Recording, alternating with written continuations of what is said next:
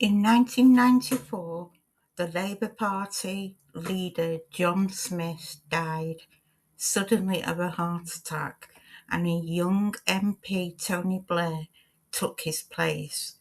Blair decided that the only way to win power from the Conservatives was to reform his party, New Labour, as it came to be known.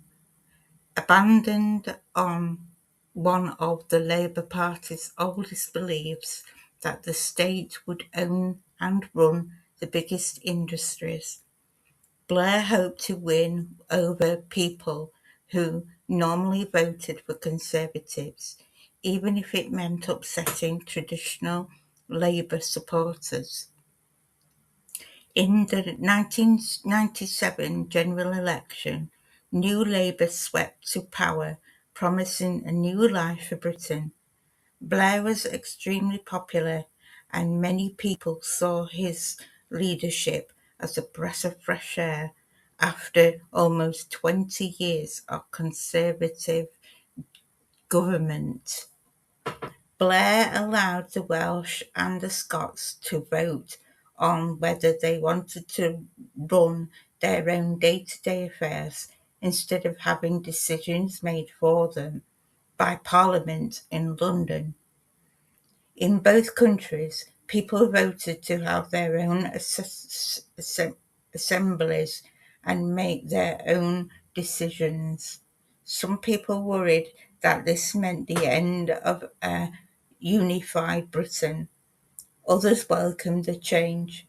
Nevertheless, in 1999, the Welsh Assembly and the Scottish Parliament were created. This handover of power was known as devolution. The royal family suffered a series of blows throughout the 90s. In 92, it was announced that Prince Charles and Diana would separate. That same year, there was a huge fire at Windsor Castle. Queen Elizabeth called it her annus horrible year. But worst was to come.